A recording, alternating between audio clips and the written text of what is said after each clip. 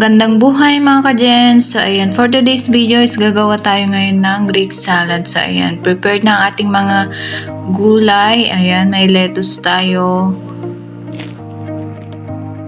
So ayan, red radish, may mga cherry tomato, green pepper, cucumber, at may bell pepper din tayo na iba't ibang kulay, green, yellow, at red. So, ayan, may cheese din tayo. So, ayan, himay-himay na natin yung ating lettuce. So, ayan, nahimay-himay na siya, guys. And then, malinis na rin siya, guys. So, ilalagay na lang natin sa ating lalagyan. So, ayan, himay-himay natin lahat.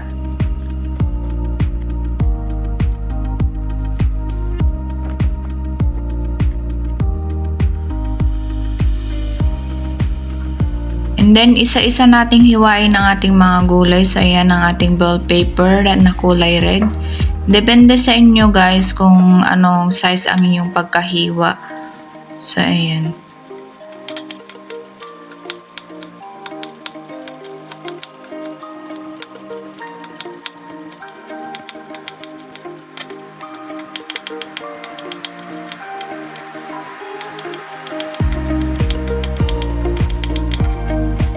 Next, ang green bell pepper.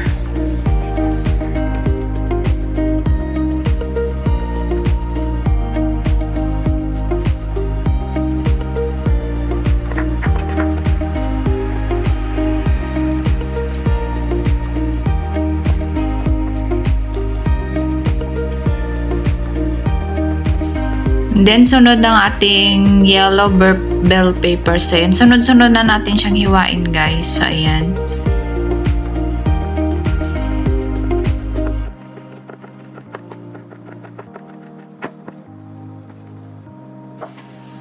Cucumber. So, ayan.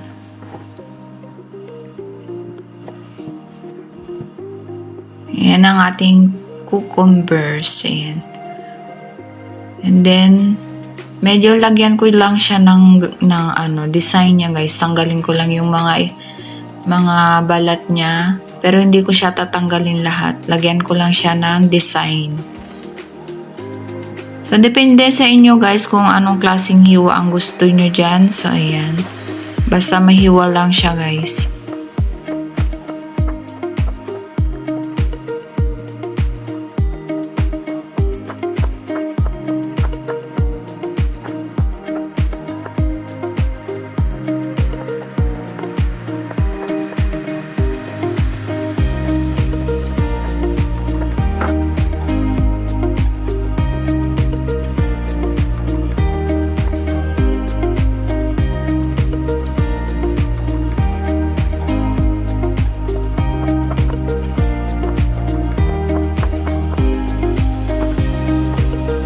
Sunod ang ating red radish. So, ayan ang cute na maliliit na red radish natin yun. Pag mga bilog.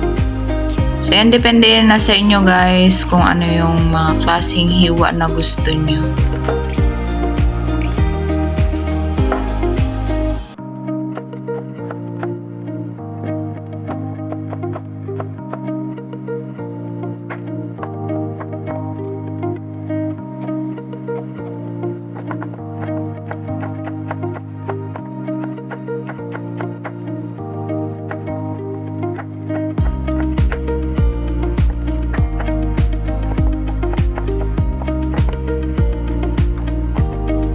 And then, itong mga cherry tomato natin, hiwain na rin natin siya, guys. So, ayan.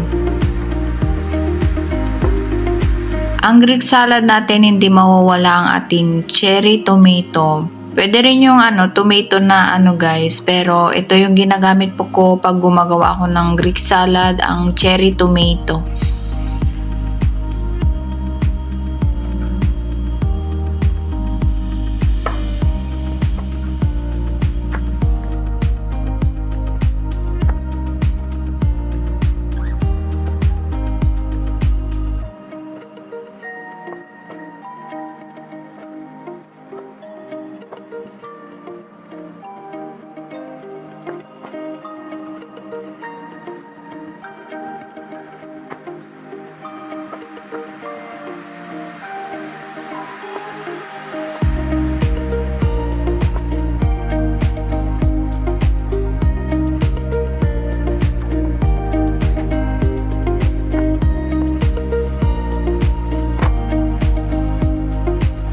And then, hindi rin mawawala ang ating pampaanghang sa ating Greek salad. So, ayan, ang green chili pepper.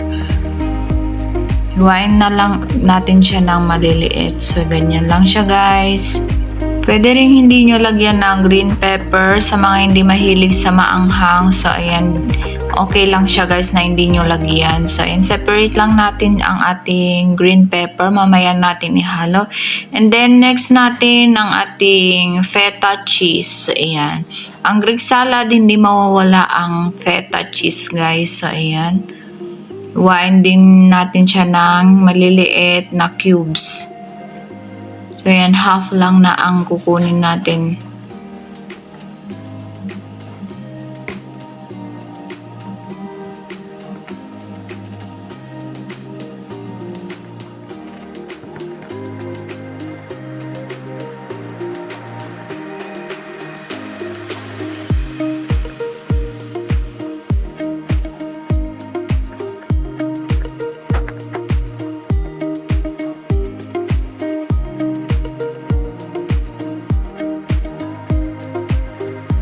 Then, separate natin siya ulit. So, ayan. Next naman itong ating olive seed. So, ayan. Lagyan din natin siya ng olive seed, guys. Paborito ng mga amo ko to. Itong olive seed, hindi yan mawawala pag Greek salad ang ating gagawin. So, ayan. Ito na siya, guys. Ang ating mixture. Ayan.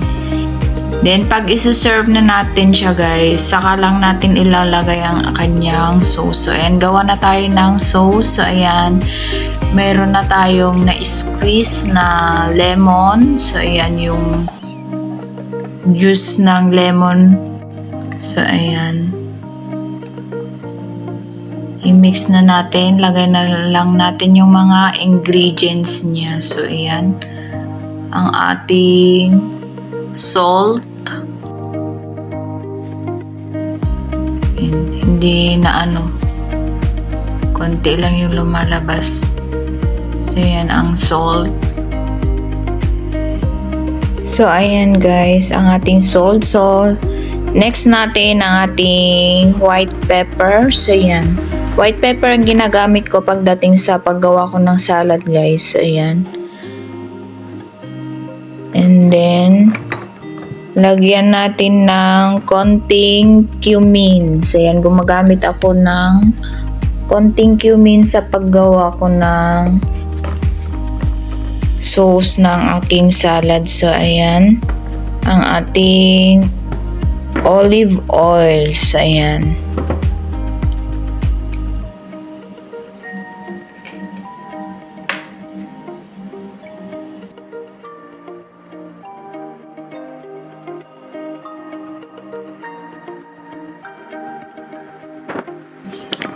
Then, i-mix na natin ang ating sauce. So, ayan na siya guys. And then, ang ating garlic.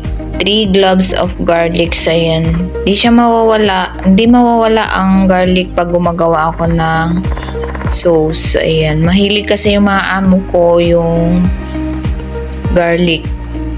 So, ayan na siya guys. Okay na ang ating sauce. So, ayan, ito na nga, imimix na natin ang ating mixture, ang ating sauce, ang ating salad. So, ayan. Ito na siya, guys. Dahil isi-serve na natin, imimix na natin ang kanyang sauce sa kanyang mixture. Ang ating nahiwa-hiwang vegetable. So, ayan na siya guys. Then, mix lang natin siya ng maigi guys. Tapos, ilalagay na rin natin ang ating mga sineparate na mga garnish natin ng ating olive seed. Ayan, i-arrange muna natin siya guys. Then, next natin ang ating cheese. So, ayan, ang feta cheese. So ayan, nagmamadali na ako dyan guys kasi magsiserve na nga, and then so ayan, i-arrange ko na lang siya. So ganyan pag nagmamadali. And then ang ating ginawang decor. So ayan.